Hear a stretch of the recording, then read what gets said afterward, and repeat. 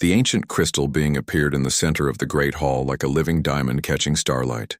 Zephyrus Prime stood 12 feet tall, his transparent body pulsing with soft blue light that grew brighter when he spoke.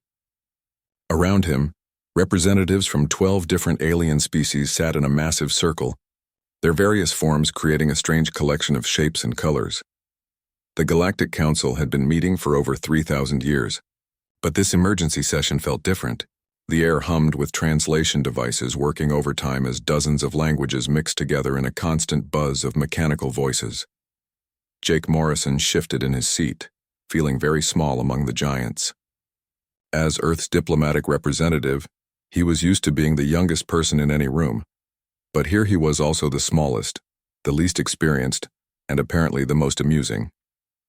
Next to him, Lieutenant Amy Foster checked her tablet nervously, making sure their translation software was working properly. "The humans," Zephyrus Prime began, his voice carrying across the chamber like distant thunder, "are not what they appear to be." Several council members made sounds that their translators interpreted as light laughter. The Saurian representative, High Chancellor Vex, was a massive reptile whose scales shifted from green to brown when he was amused. Right now, they were definitely brown. "Elder," High Chancellor Vex said, his voice coming out as a series of hisses and clicks that the translators turned into smooth words. "These humans barely learned to fly between stars 3 generations ago. They still use chemical rockets to move around their own planet." Jake wanted to point out that chemical rockets were actually quite efficient for certain applications, but he had learned that interrupting the council was considered extremely rude. Instead, he watched as Zephyrus Prime's glow grew brighter with what might have been frustration. "That is exactly my point," the Elder insisted. 3 generations. Do you understand how fast that is? We Vorthak took 3,000 years to go from chemical rockets to antimatter drives. The Saurians took 5,000 years. These humans did it in 75 years. The mechanical delegate, Flux 9 of the Synthoids, processed this information with a series of beeps and whirs. Its metal body was basically a walking computer with glowing red eyes. The mathematical progression is notable. However, fast technological advancement does not equal danger level.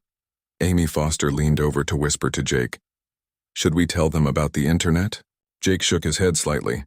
Humans had gone from basic computers to a global information network in about 50 years, but he suspected that would only make the laughter louder.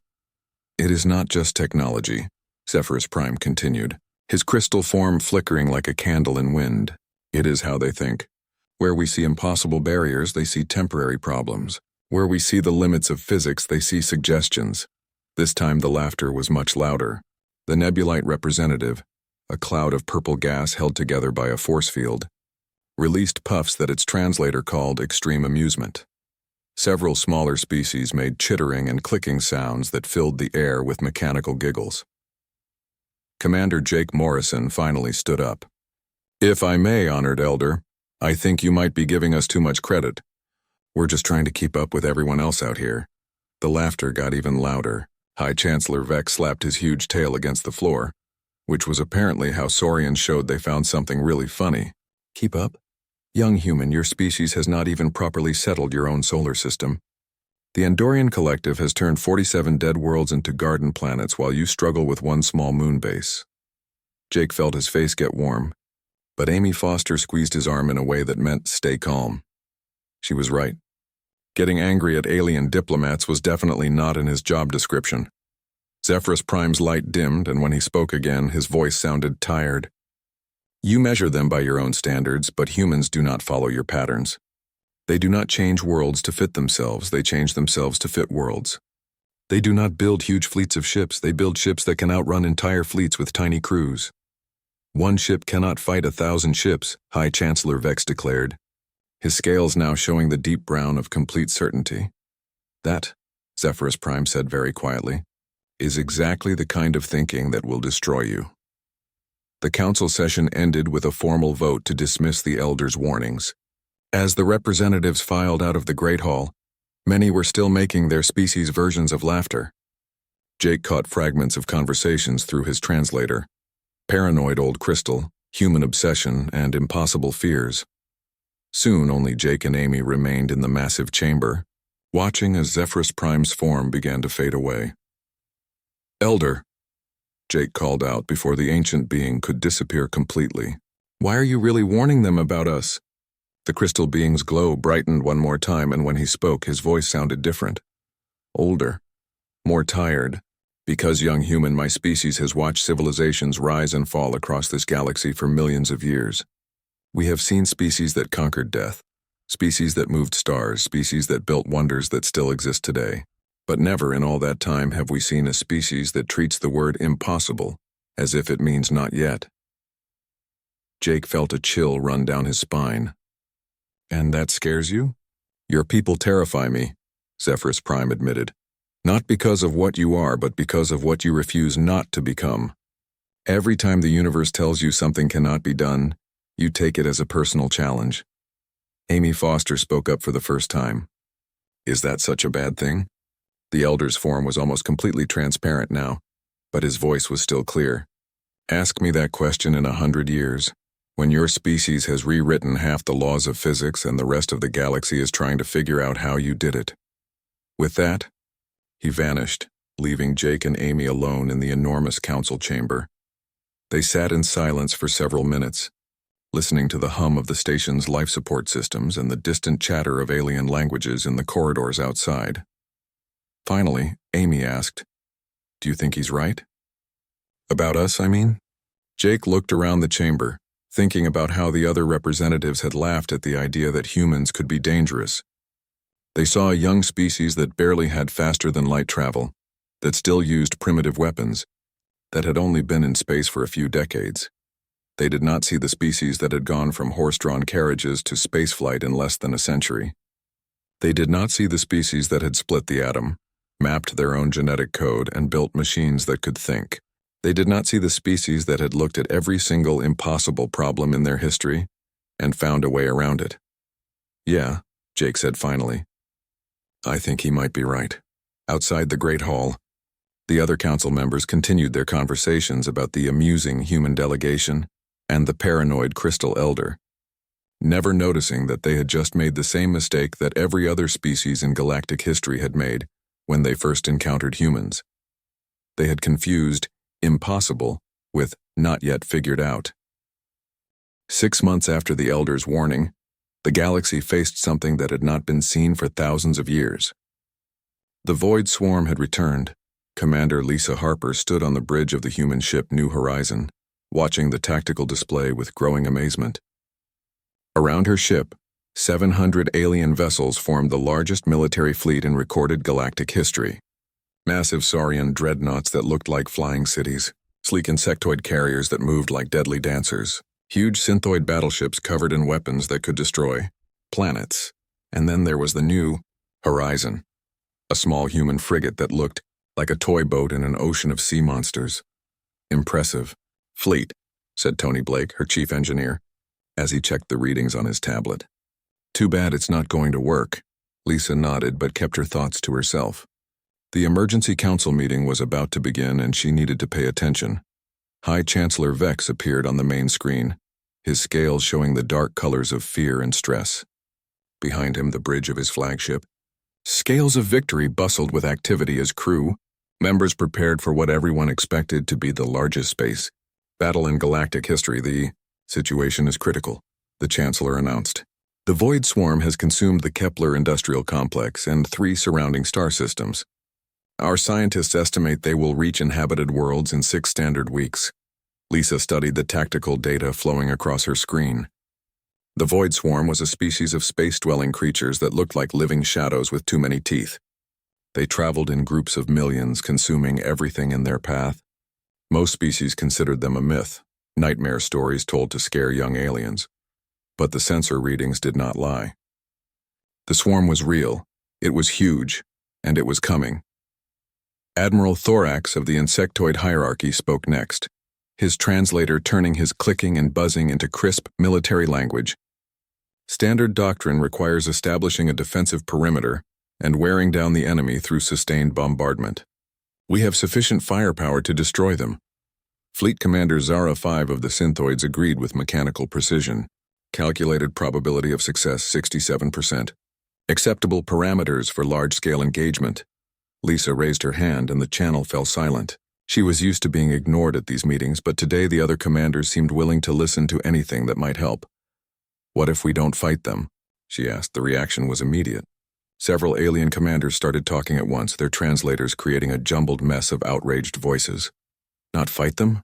High Chancellor Vex's voice rose so high that his translator had trouble keeping up. "They have already consumed 3 star systems. They cannot be reasoned with."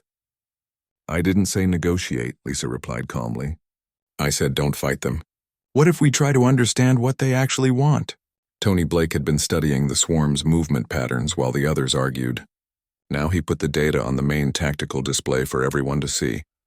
"Look at their path," he said. "They're not moving randomly. They're following very specific routes through space."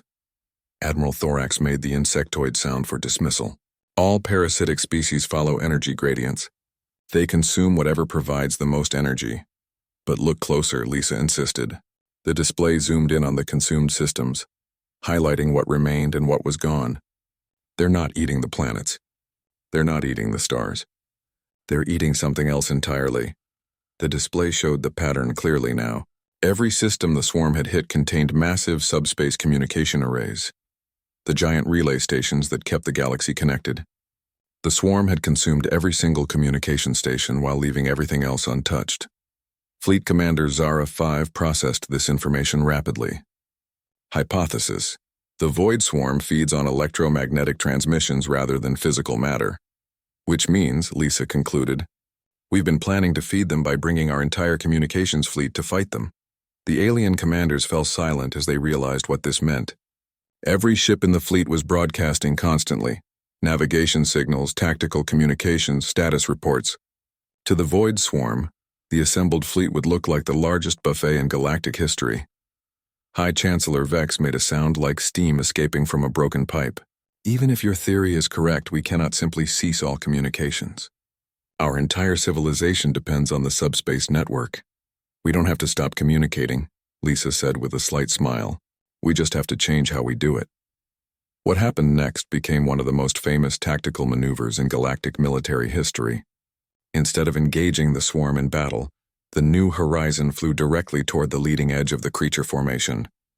Every other commander thought the humans had lost their minds, but Lisa had ordered her communications officer to switch to a completely different frequency, one that the swarm creatures could not process or consume. Instead of the rich electromagnetic signals they craved, the human ship was broadcasting on a frequency that was basically noise to the creatures. The effect was immediate and dramatic. The millions of creatures that made up the swarm suddenly stopped their advance. They milled around in confusion, like insects that had lost the scent trail they were following. Within minutes, other ships began copying the human frequency change. One by one, the massive alien fleet disappeared from the swarm's electromagnetic senses. The creatures, suddenly unable to feed on their preferred energy source, became agitated. They began spreading out, searching for the signals that had vanished.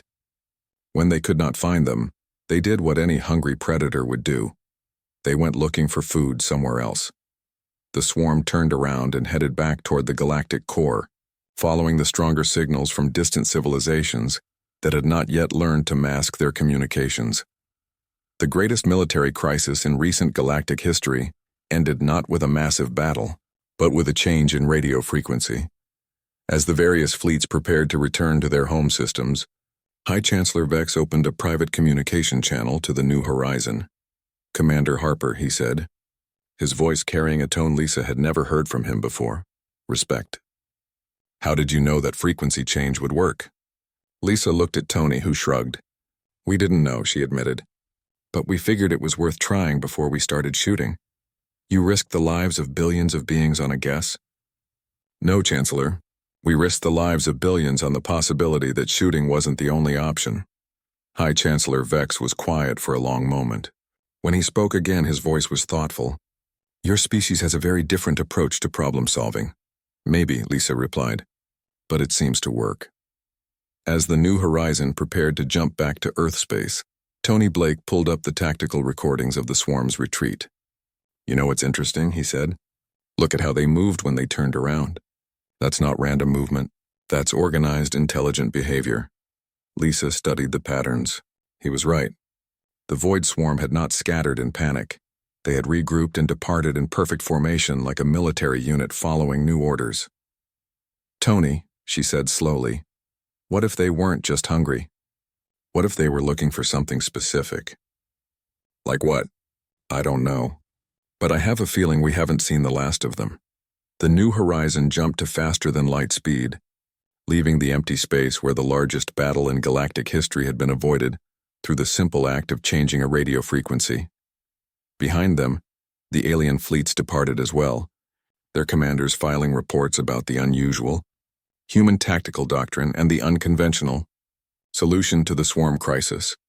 None of them mentioned that they were starting to wonder if the old Crystal Elder had been right about humans after all, and none of them noticed that the void swarm had not actually left the galaxy. They had simply moved to a different part of it, where they settled into a stable orbit around a dead star and waited, as if they were expecting something. The distress signal from asteroid base Tango 7 started as routine emergency protocol. Mining accidents happened all the time in the outer systems, and rescue operations were standard procedure. But when the joint fleet arrived at the coordinates, they found something that broke every law of physics anyone knew. The entire asteroid had been turned inside out. Dr. Karen White floated in her spacesuit outside the impossible structure, her helmet light illuminating rock formations that should not exist. Next to her, Lieutenant Colonel Ben Parker recorded everything while their alien colleagues took measurements that made no sense. "The energy requirements alone," muttered Professor Quillspine of the academic hierarchy, his feathered form ruffling with confusion inside his environmental suit, "would require the power output of a medium-sized star. Nothing in known science can accomplish this transformation." The asteroid looked like someone had grabbed it and flipped it like a sock. What used to be the interior mining tunnels now formed the outer surface, complete with all the equipment and living quarters. Meanwhile, solid rock now filled the space where the tunnels used to be. 47 cubic kilometers of matter had been completely reorganized without any sign of how it had been done. Dr. Nexus 12 of the Synthoid Collective ran continuous scans with mechanical precision. "Molecular analysis indicates no foreign substances. The asteroid has been reorganized using only its original material. No residual energy signatures detected. Whatever accomplished this transformation left no technological trace." Karen studied the readings on her tablet, trying to make sense of data that seemed to contradict itself. "The miners," she said suddenly. "Where are the 43 people who were working here?" "Unknown," Dr. Nexus 12 replied. "No biological signatures detected on the surface. They may have been integrated into the rock matrix during the transformation." Ben Parker had been floating near a section of the inverted surface where strange symbols were carved into the stone. "Hey everyone," he called over the comm system. "You need to see this." The symbols were unlike anything in the galactic databases. They seemed to shift and change as the team watched, making it impossible to record their exact shapes. Some looked almost familiar, like mathematical equations or star charts, but they transformed before anyone could understand them. "Unknown script," declared linguistic expert Harmony 4, her crystalline form pulsing with analytical light. "Pattern analysis suggests attempted communication, but the meaning cannot be determined with current translation algorithms." Ben moved closer to the symbols, and something strange happened. They stopped shifting when he approached. The constantly changing patterns suddenly became stable and clear. "They're responding to you," Karen observed. "No," Ben said slowly, studying the now stable patterns. "They're not responding to me. They're responding to the fact that I'm not trying to translate them." The alien scientists exchanged confused looks. Professor Quillspine's feathers twitched with academic distress. "Symbols that react to the observer's intent? Such phenomena exist only in theoretical quantum linguistics." Karen caught on first. "Ben's right. Look, everyone's been trying to figure out what these symbols mean, right? But what if they're not meant to mean anything? What if they're meant to do something? Symbols that perform actions rather than convey information?" Professor Quillspine's academic mind struggled with the concept. "Such a thing contradicts the fundamental principles of communication." "Maybe," Ben said, still studying the stable symbols. "But it doesn't contradict the fundamental principles of problem-solving." Before anyone could stop him, Ben did something that violated every safety protocol in the rescue manual. He reached out and touched one of the symbols. The reaction was immediate and terrifying. Space around the asteroid began to fold. Not bend or warp like normal faster-than-light effects, but actually fold like origami paper. The rescue ship suddenly found themselves viewing their own positions from impossible angles, as the fundamental geometry of local space-time reorganized itself. "Emergency jump protocols," shouted Admiral Kress of the Militaristic Confederation from his flagship. "All ships prepare for immediate retreat." "Wait," Karen called over the general comm channel. "Don't jump. Let Ben finish whatever he's doing." "Finish?" Admiral Kress's voice was edged with panic. "He's destroying the fabric of reality." "No," Karen said with growing understanding as she watched the space-time distortions. "He's fixing it." Ben continued touching symbols in a sequence that somehow made sense to him, though he could not have explained why. Each touch caused another fold in space-time, and gradually the rescue fleet realized they were watching the impossible transformation happen in reverse. The inside-out asteroid slowly began to reorganize itself. Matter flowed like liquid, rock, and metal rearranging themselves according to patterns that had nothing to do with normal physics. Tunnels reformed in the proper places. Equipment moved back to where it belonged. The solid rock that had filled the interior space simply melted away. And then, as the final symbol was activated, 43 human miners materialized in the central cavity of the restored asteroid. They were unconscious but alive, floating peacefully in zero gravity as if they had been sleeping. "How?" Dr. Nexus 12's mechanical voice carried something that might have been wonder. "Human Parker, please explain your methodology." Ben removed his helmet as he was brought aboard the rescue ship, his face pale but determined. "I can't explain it. The symbols weren't meant to be understood by minds that analyze everything. They were meant to be understood by minds that are willing to act without complete understanding." Professor Quillspine's feathers ruffled in academic distress. "That approach contradicts the scientific method entirely." "Maybe," Karen said thoughtfully, watching the rescued miners being taken to medical bay. "But it's exactly how humans learn to walk. We don't analyze the physics of balance and momentum. We just keep trying until we figure it out." Admiral Kress reviewed the sensor logs of the space-time manipulation with disbelief. "You're telling me that humans can control the fundamental structure of reality through intuition?" "No," Ben corrected. "I'm telling you that whatever left those symbols knew that humans would eventually find them, and designed a puzzle that could only be solved by a mind willing to touch something without knowing what it would do." The rescued miners were awake now, confused but unharmed. They remembered starting their normal work shift, but had no memory of the transformation or the time they had spent, wherever they had been. "It was like dreaming," explained Miner Supervisor Joe Carter as the medical team checked him over. "I remember floating in a place that wasn't a place and someone was asking questions." "What kind of questions?" Karen asked. "About humans, about how we think, about why we do things that don't make sense." Joe looked troubled. "It felt like taking a test, but I don't know if I passed or failed." As the rescue fleet prepared to leave the restored asteroid, Karen made one final observation that sent chills through all the alien scientists present. "This was a test," she said, studying the now inactive symbols, "and judging by the fact that those miners are alive and the asteroid is back to normal, I think we passed. But that implies," Professor Quillspine said slowly, "that some intelligence was specifically testing human problem-solving abilities." "Yeah," Ben replied. "And I don't think we were the first species to take this test." Dr. Nexus 12 processed this statement with mechanical precision. Query: what happened to the species that failed? Nobody had an answer for that question. As the Endeavour jumped back to human space, Karen and Ben sat in the observation lounge, watching the stars shift into the familiar patterns of Earth's local sector. "Ben," Karen said finally, "do you think there are more tests out there?" "Probably," he replied. "The question is whether we'll recognize them before or after we activate them. And what happens if we fail one?" Ben looked out at the stars for a long moment before answering. "I don't know, but I have a feeling we're going to find out eventually." Behind them, the asteroid continued its normal mining operations, the workers unaware that they had been part of something much larger than a simple rescue mission. And in the depths of space, other symbols began to glow softly on other dead rocks, waiting patiently for the next ship to arrive. 1 year after the Tango 7 incident, emergency sessions of the Galactic Council had become a monthly occurrence. The pattern was always the same. An impossible crisis would appear somewhere in the galaxy. The combined alien fleets would arrive with their traditional solutions, and then the humans would show up with some ridiculous idea that somehow worked perfectly.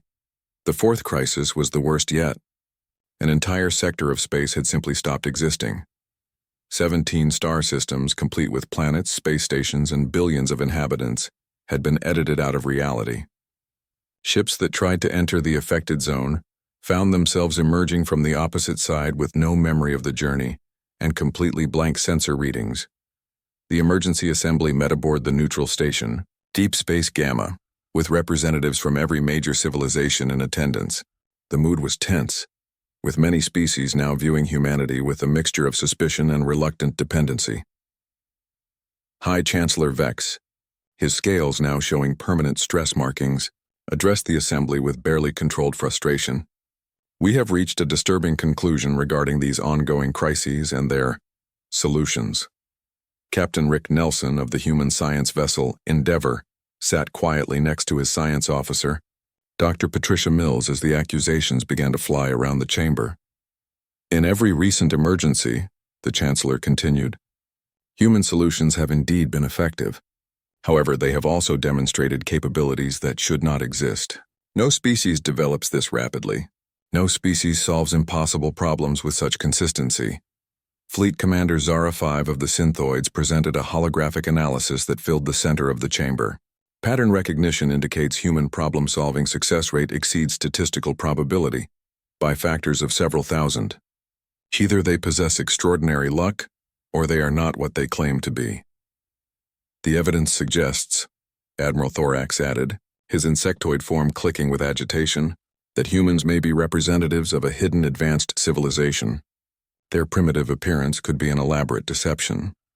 The chamber erupted in discussion as various species debated this possibility. Some found it believable. How else could such a young species consistently solve problems that stumped civilizations millions of years older? Others argued that the humans had been too thoroughly investigated for such a deception to work.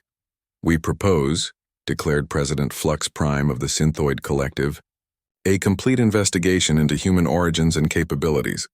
Full biological scans, historical verification, technological analysis. If they are concealing their true nature, we will discover it. Rick Nelson finally stood up, his calm demeanor unchanged despite the accusations flying around him. That's certainly you're right, he said simply. You've been to our home world. You've visited our colonies. You've studied our history. We're exactly what we appear to be. But your solutions to these crises? Professor Quillspine's feathers twitched with agitation. The frequency modulation that dispersed the void swarm, the intuitive spacetime manipulation at Tango 7, and now you claim you can restore 17 star systems that never existed? Actually, Rick replied calmly, I haven't claimed anything. You called us here and asked for our help. And how? High Chancellor Vex demanded, his voice carrying the weight of galactic authority. Do you propose to restore something that has been completely erased from existence? Dr. Patricia Mills activated her tablet and projected a simple diagram into the center of the chamber. It showed the missing sector as a blank space surrounded by normal star systems. By recognizing that the systems aren't gone, she said matter-of-factly, they've just been moved somewhere else. The alien representative stared at her in stunned silence. Moved where? Admiral Kress asked slowly. Elsewhere, Patricia replied with a slight shrug. Think of reality like a giant filing system. The 17 systems weren't destroyed, they were just filed in the wrong place. You're treating the fundamental structure of space-time like a clerical error, Admiral Kress said, his voice barely controlled. Because that's what it is, Rick confirmed. Someone or something with access to the basic filing system of reality made a mistake.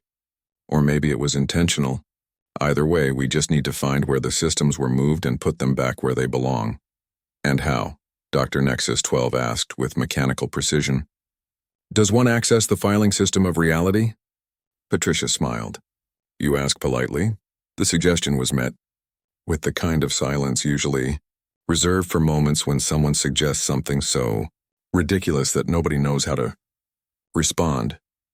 You're going to ask reality to give back 17 star systems, Professor Quillspine said slowly, as if testing the words to see if they made more sense when spoken aloud.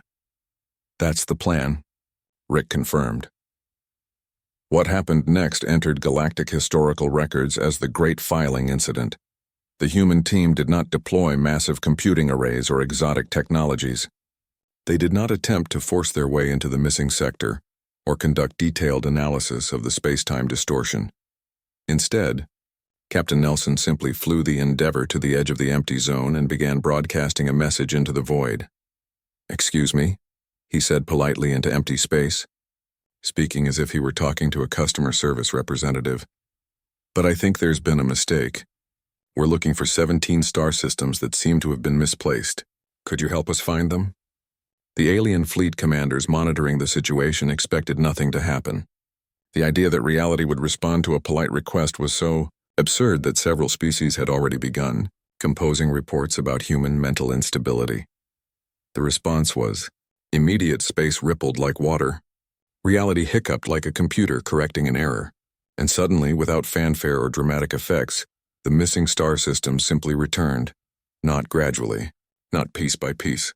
All at once, 17 complete star systems materialized exactly where they belonged, as if they had never been gone at all.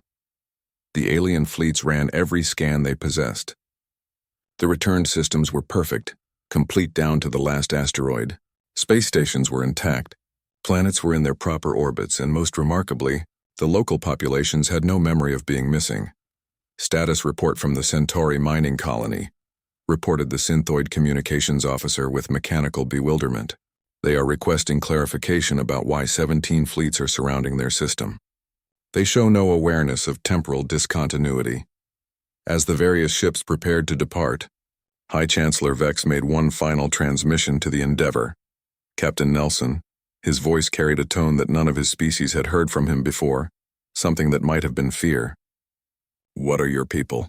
Rick considered the question for a long moment, watching the stars outside his view screen.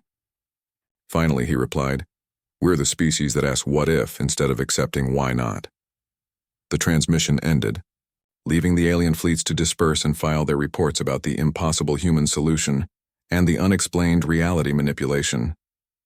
But privately, as the Endeavour returned to Earth space, Patricia asked Rick the question that had been bothering her for months. "Rick, do you ever wonder if maybe they're right? If maybe we're not what we think we are?" Rick stared out at the familiar constellations of human space for a long time before responding. "Patricia, does it matter what we are if we're becoming something better?"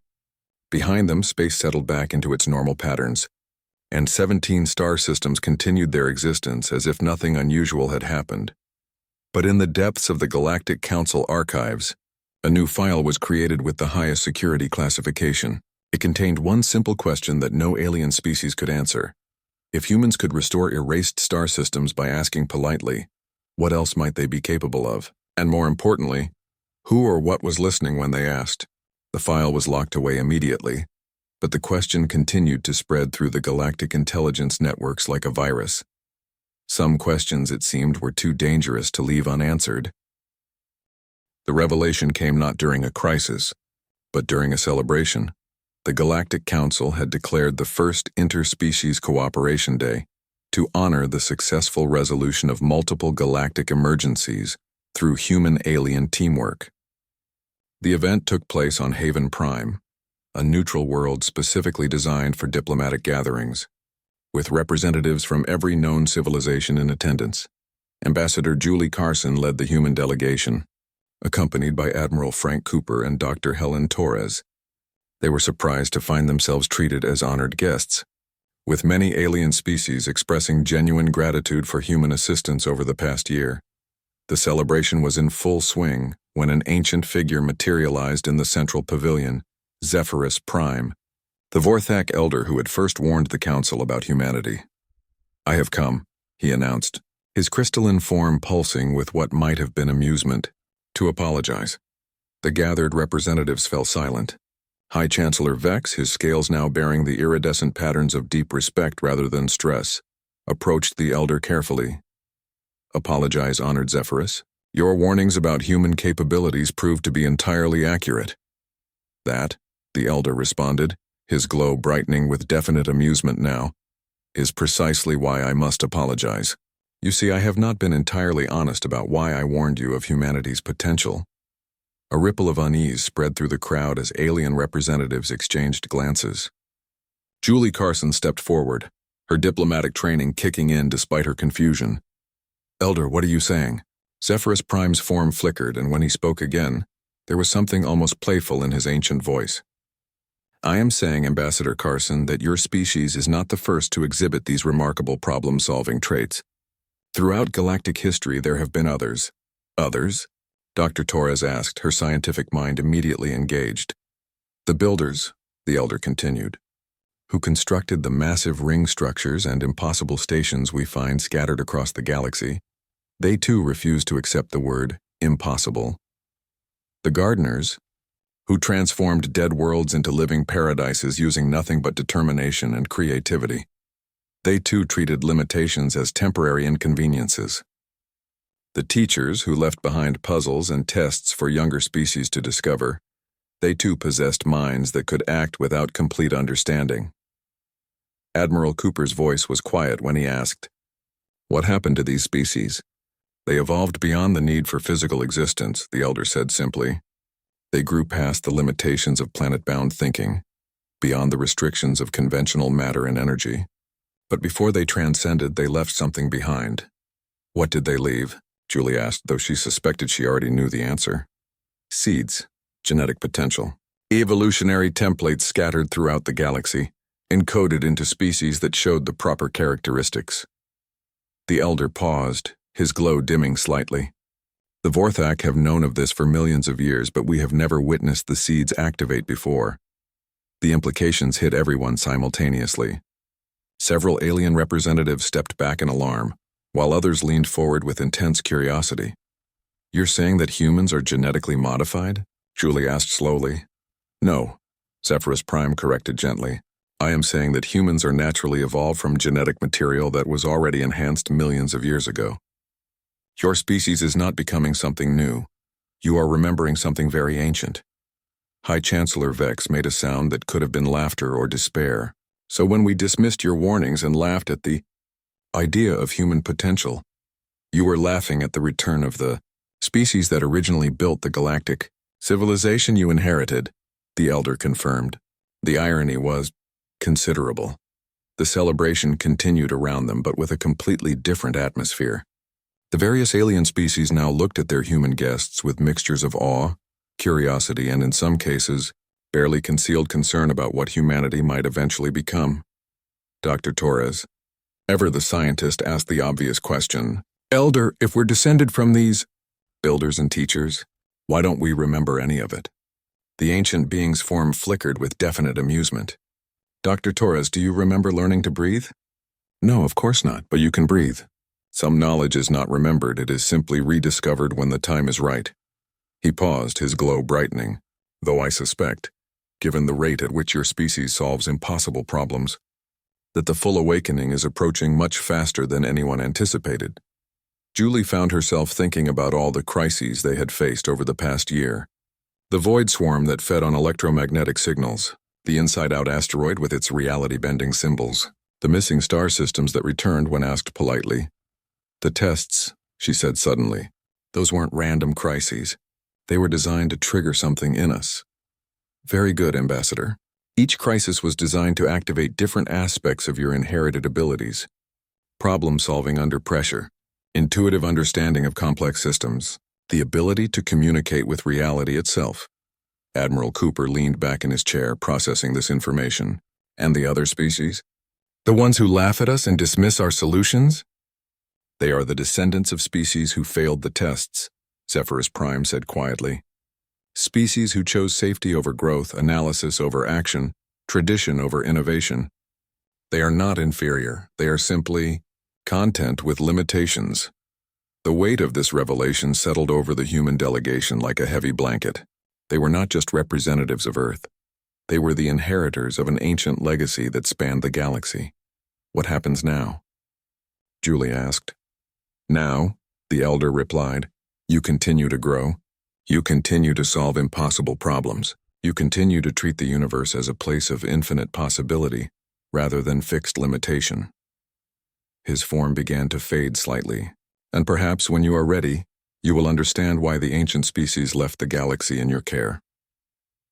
As the celebration wound down and the various species prepared to return to their home systems, Julie found herself standing on the observation deck of the human transport ship. Looking out at the stars, Admiral Cooper joined her, carrying 2 cups of coffee. "So," he said, offering her one, "how do you feel about being part of an ancient galactic master plan?" Julie took the coffee and smiled. "Frank, 2 years ago I would have said it was impossible. And now? Now I'd say it's just improbable. Give us a few more years to figure out what we're supposed to do, and we'll probably manage it by accident."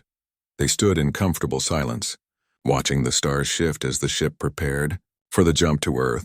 Neither of them noticed that the jump pattern their ship created was remarkably similar to the space-time folds that had restored Asteroid Base. Tango 7, some knowledge, it seemed, was indeed being rediscovered right on schedule. 6 months later, the Galactic Council received a routine report that 17 new star systems had spontaneously appeared in what had previously been empty space. The systems were perfectly arranged, fully habitable, and completely uninhabited, as if someone had prepared them for future colonization. When asked how such a thing could happen, the human scientific team assigned to investigate filed a simple report. "We were discussing how crowded the galaxy was getting, and apparently someone was listening." The report was immediately classified at the highest levels, but in the depths of space, more symbols began to glow on distant worlds, and ancient mechanisms stirred to life after millions of years of waiting. The tests were far from over, and humanity was just getting started.